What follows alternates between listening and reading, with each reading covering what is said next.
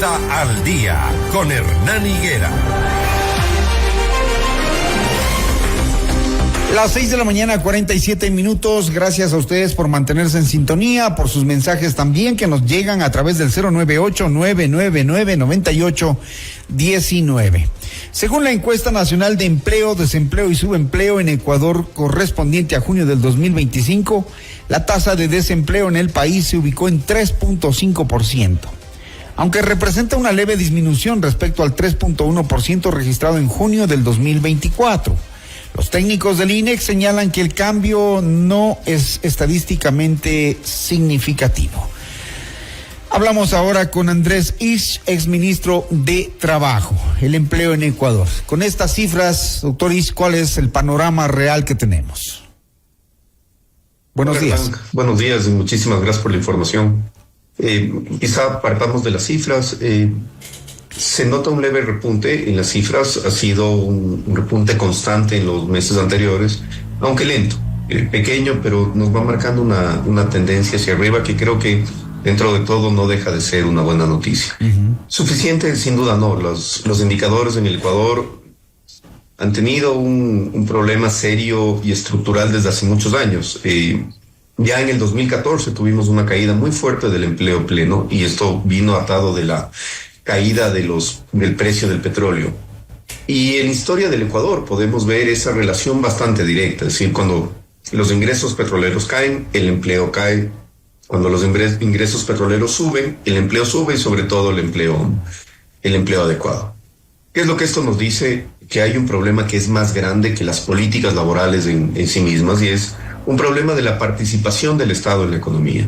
Entramos en un modelo a partir del año 2006, estatista, concentrador, diría que inclusive centralista, donde se usaron los recursos que se tenían en ese momento.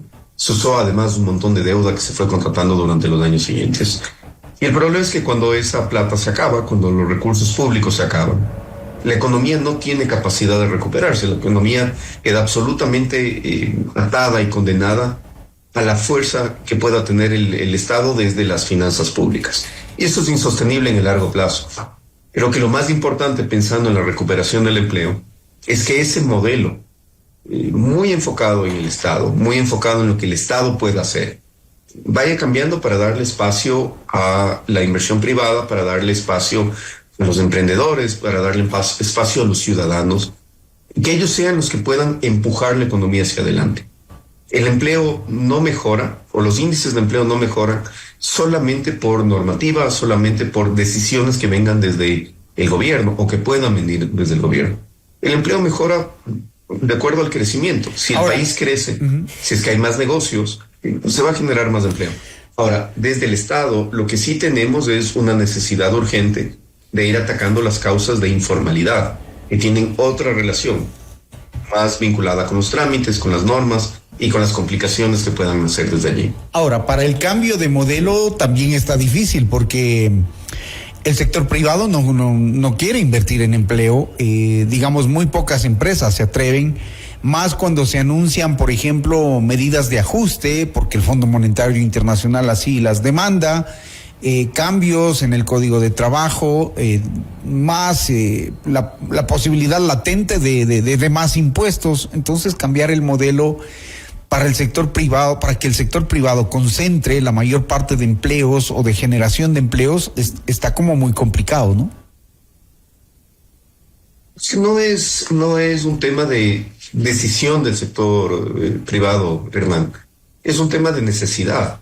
Si es que la economía crece, si es que hay oportunidades de negocio, si es que hay oportunidades de incrementar ventas, va a haber al mismo tiempo esa necesidad de contratar más personal, de abrir nuevas líneas, de hacer nuevas inversiones. Lo que necesitamos es generar las condiciones para que eso pueda pasar. ¿Y qué condiciones son? Por ejemplo, yo creo que es sumamente necesario el que haya un proceso mucho más agresivo de concesión y de delegación de ciertas actividades públicas hacia el sector privado. Por ejemplo, eso podría acelerar la obra pública. La obra pública bien enfocada puede generar empleo de calidad y sumamente rápido. Si es que además de esas inversiones están enfocadas en qué nos puede ayudar a crear condiciones adecuadas para ¿Qué otros sectores se pueden dinamizar?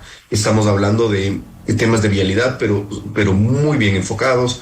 Estamos hablando de, por ejemplo, mejoras en los puertos, en las oportunidades de comercio a través del sistema marítimo. Estamos hablando de inversiones en energía. Estamos hablando de inversiones también en minería y petróleos. El problema es que el Estado no es un buen administrador. El Estado tiene que cumplir con otras obligaciones que son mucho más importantes. Y aquí se trata sobre todo de una priorización de gastos. En donde el dinero del Estado está mejor invertido y en donde el dinero de los privados está mejor invertido para ser mucho más eficientes. El Estado tiene que enfocarse en poder cerrar esas enormes brechas que tenemos en los sectores sociales. Para eso necesita recursos y también para eso necesita ser muy eficiente. Entonces, olvidarse de este Estado empresario puede ayudar a que el Estado, los gobiernos seccionales, el gobierno nacional, puedan atender de manera mucho más eficiente precisamente esas brechas que todavía hay. Ahora, que puedan ayudar a cerrar la pobreza y que por otro lado se pueden generar fuentes de trabajo. El presidente Daniel Noboa está cumpliendo 60 días, 2 meses desde que asumió el mandato. Pregunto, ¿usted visualiza políticas públicas que vayan hacia la generación de empleo? ¿Hay alguna intención de cambiar este modelo? ¿Usted lo mira con estas leyes que hemos visto ahora últimamente? ¿Hay por lo menos la evidencia de que se quiera cambiar de modelo? Y yo creo que se está apuntando en la dirección correcta. Muchos quisiéramos que ese cambio sea más rápido.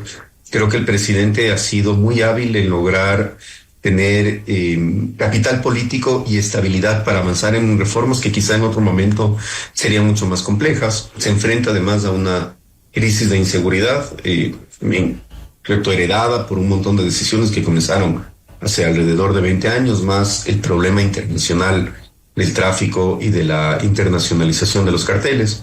Eso no hay que olvidarse y no hay que descuidar, porque es una batalla que requiere de muchísimos recursos y de mucha atención. Pero creo que ha hecho cosas interesantes y que van en el sentido correcto. Ahora, yo creo que esos cambios pueden ser más profundos. Por ejemplo, los cambios en la participación privada en inversión eléctrica y en transmisión eléctrica. Yo creo que ahí todavía hay regulaciones y hay frenos que podrían quitarse para acelerar ese camino y esa participación privada. Creo que las recomendaciones de los multilaterales, en particular del Fondo Monetario, son muy racionales. Lo que nos están pidiendo es sean responsables con sus finanzas, asegúrense de poder tener el dinero suficiente para que el Estado cumpla con sus obligaciones y no estemos en esta permanente espiral de déficits año a año. Me parece que ese también es el camino. Y reduzcan el gasto público, les está diciendo, ¿no? O sea, ustedes son... Reduzcan el gasto público ineficiente, Hernán, porque yo creo que ahí también hay que ser muy transparentes en la conversación. ¿Qué es lo que preferimos? Tener una gran cantidad de recursos que se van a gasto corriente, que no generan nada a nadie, o meter esos recursos, por ejemplo, en mejorar el sistema de salud. ¿Qué preferimos? Tener un sistema de salud, quedándonos en el mismo sector, que ha tenido históricamente grandes ineficiencias, con problemas muy serios de corrupción, o sanearlo y que los recursos ahorrados allí puedan invertirse directamente en proporcionar atención a los ciudadanos, en lugar de que se queden, por ejemplo, en centenares o miles de abogados que pululan en mandos medios de ministerios, en lugar de estar en la inversión directamente. Quisiera darte una cifra solamente para poder dimensionar esto. Tenemos en el Estado central cerca de 450,000 empleados, 9,000 y pico de millones que se gastan anualmente en remuneración. Una parte importante de eso está en médicos, en profesores, en personal de seguridad, policía y fuerzas armadas. Pero tenemos un porcentaje muy grande, cerca del 30%, que no está en esos sectores. Y donde podría haber una priorización de gastos hacia cosas mucho más importantes. Si es que esto lo hubiéramos hecho desde hace 20 años, o casi 20 años, desde el 2006, nos podríamos haber ahorrado 60,000 millones de dólares, haciéndolo de manera adecuada. ¿A cuál 30% se refiere? ¿En dónde está? Tenemos más o menos 80% de gasto corriente y apenas un 20% de gasto en inversión en promedio, cada año. Le sumamos que del gasto corriente nos hubiésemos podido ahorrar el 10%, un poquito más del 10%. En estos 20 años serían 60.000 millones de dólares. Eso nos hubiese servido para todo, para cambiar toda la red pública de hospitales, para cambiar toda la red de colegios, para todas las inversiones eléctricas que hubiésemos necesitado, para una carretera Quito-Guayaquil de 6 carriles, para bajar el riesgo país en casi 1.000 puntos.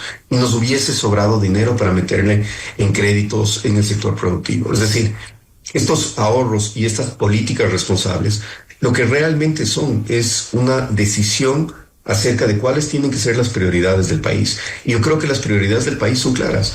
Hay que ayudar a cerrar las brechas de pobreza.